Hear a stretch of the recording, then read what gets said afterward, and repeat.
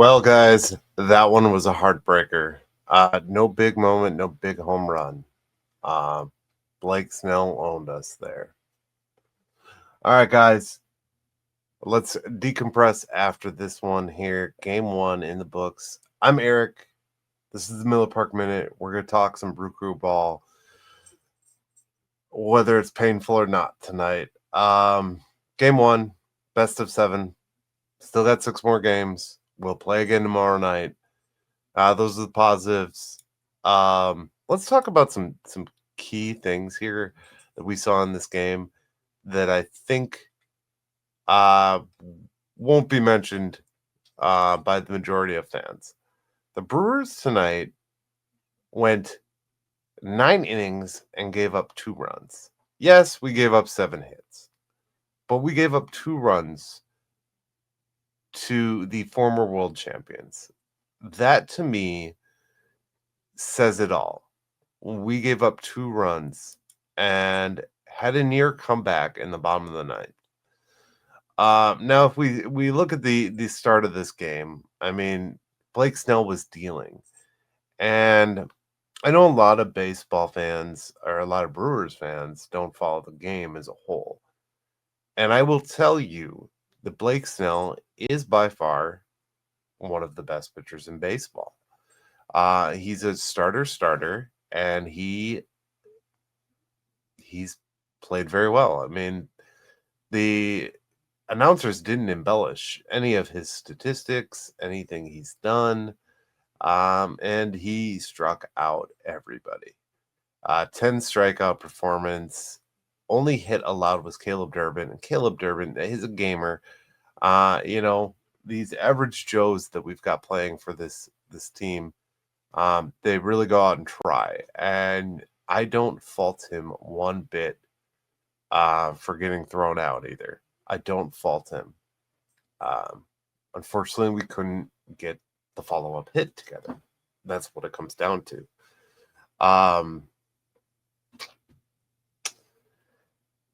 As far as the Brewers pitching goes, the Brewers pitching looked really good. Everything went to game plan, and I don't know if you can see this, but there is that shadow there. That's my cat just crawled on my shoulder. You can't really see it because the background. There it is.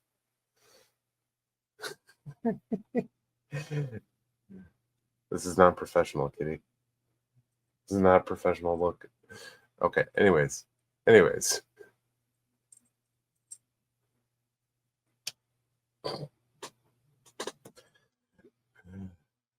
I mean, the bullpen did its job.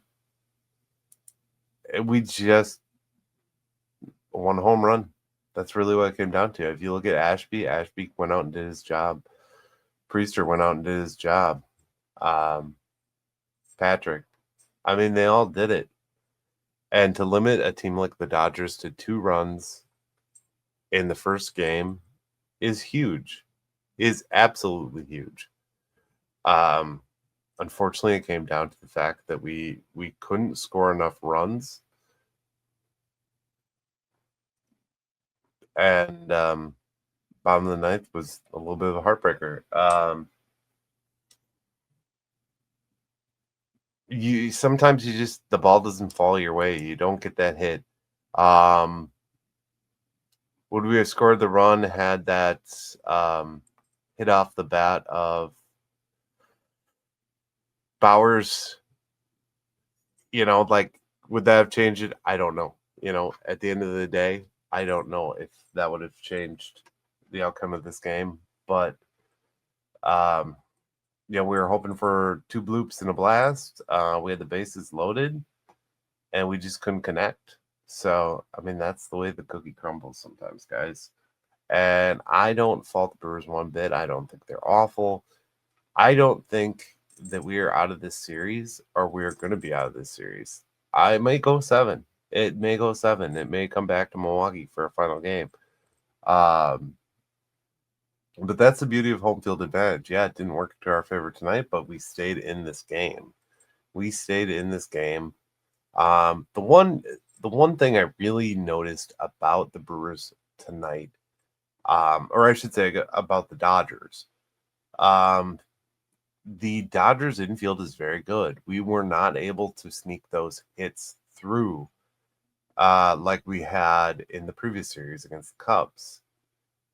Without that, we've got to find a way to kind of bloop the hits and get them past and get those lucky breaks. I think there was a few balls that were hit that had it been just a little bit to the left or right, and that's where they say it's a game of inches. I mean, at the end of the day, if you get those bloops, those ones that just sneak past, um, but you've got to find those holes, and the Brewers did not do a good job of finding the holes.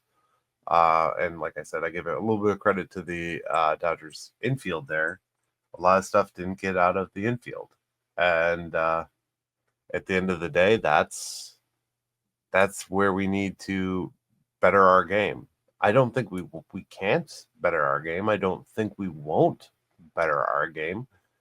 I just think right now that's the thing we need to adjust. The adjustment we need to make before Tuesday night, tomorrow night, is finding a way to sneak those balls through, to have enough discipline. Now, tomorrow night's starters are Freddie, and I don't even know who the Dodgers got going on. I don't know.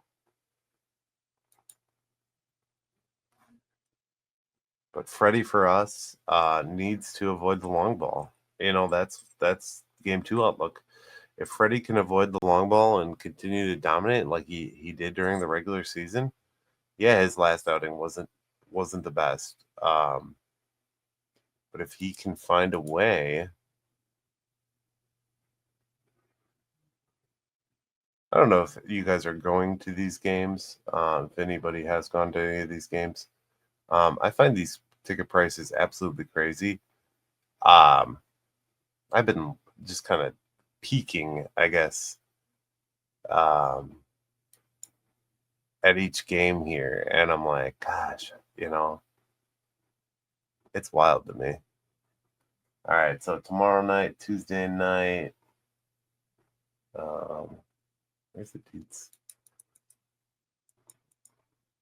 I don't know who the Dodgers have starting. I'm gonna guess it's Yamamoto. It's Yamamoto versus Freddie.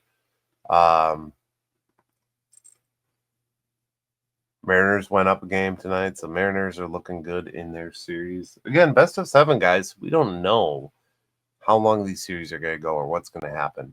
But eight scoreless, 10 Ks is a heck of an outing for Blake Snell, one of the best in the game. There's a reason he earns the money he does. He's a highly paid Dodger. We kept Ohtani hitless tonight. We kept Betts hitless.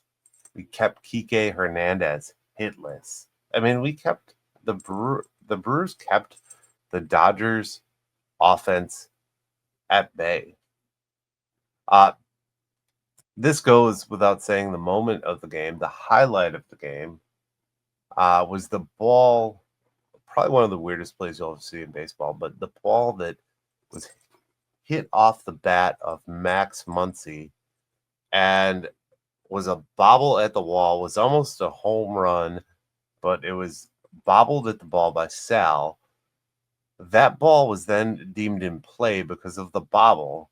He threw it in.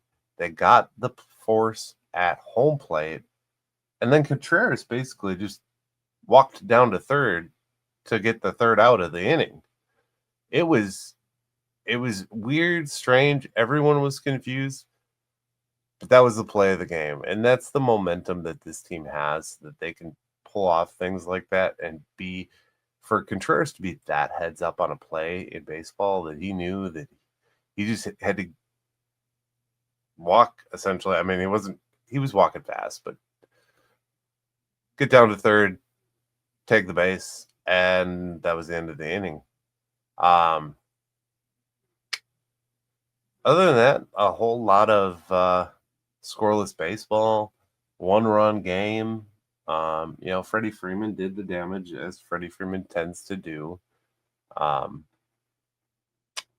Yeah, go out and get him tomorrow night, and I think it's finding those keys to the game are Freddie pitching strong, avoiding the long ball.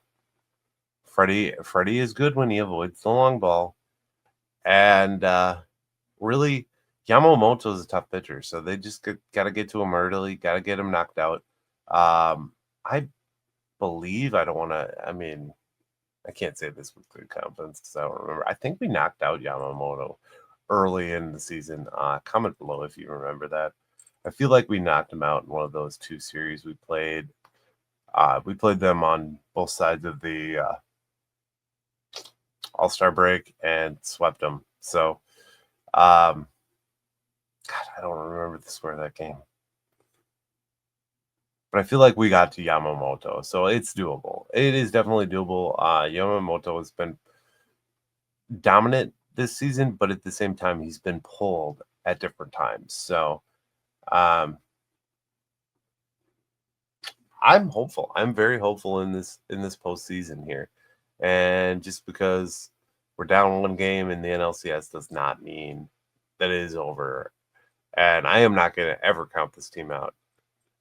I get nervous, but I won't count them out. I'm not your typical other podcast you're going to turn on where they're going to say, "Oh, the Brewers," in typical Brewer fashion. Because I believe in the team at the end of the day. I think I called out yesterday in yesterday's episode. I called out some of the Homer podcasts, and I swear, and I'll say this, and if he was here on my show right now, I'd say this to him. Bart is almost a drama podcast. He wanted to lose and gave those hot takes about the Cubs series because he enjoys that. And I almost feel that's more for his content. Like that's who he is. No disrespect. I know he wants the team to win, and I know most of these guys want the team to win, but at the same time, it's just like they're so rough on it. And maybe that's just the media in those guys, and I'm not media, so that's where I think I am different and where I have a different point of view. And I always put a positive spin on things. The joke with Bart is he's Mr. Positive. I'm sure if you go over to Locked On today, old Shuck will be saying how miserable this team is and what a horrible loss to the Dodgers. I could be wrong, but that's my take on that. I don't know. We live to fight another day, guys. There's 6 more games in this series. 4 more at home. 4, right? 4 of 7 are at home. Yeah, home field advantage. So 4 of 7 are at home. We can do this thing. Best of 7. We're taking the Dodgers this time. It's not 2018. It's 2025. And we're going to keep on, keep it on, keep moving on. And good things to come. There are good things to come. This team can do it. That's about all I have. Ooh, I did want to take a brief touch. If you haven't already, guys, like, subscribe these videos. I will keep coming at you through the playoffs. I will give you my hot takes, not so hot takes after every game, every inning. Follow me on all the social platforms.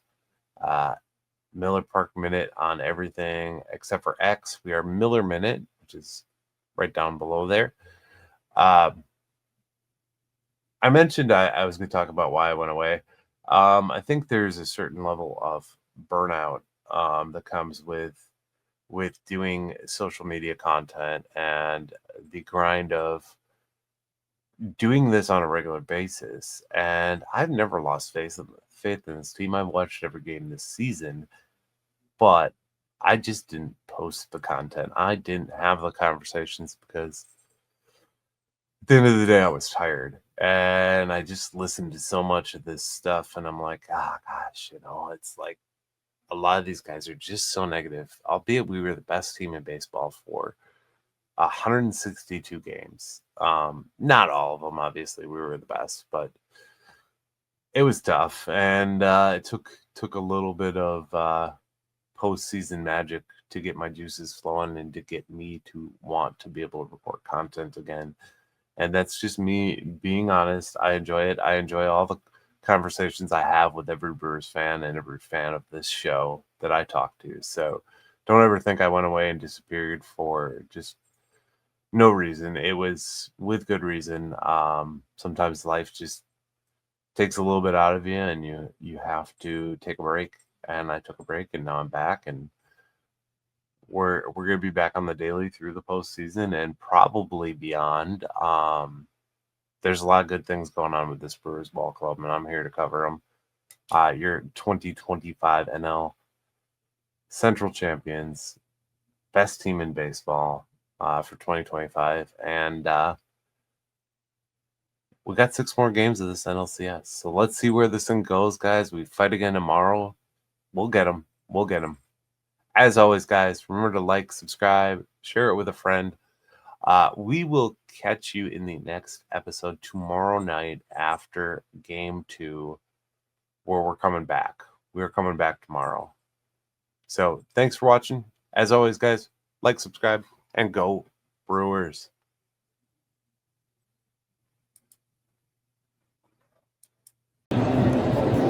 Thank you for watching the Miller Park Minute. Go Brewers.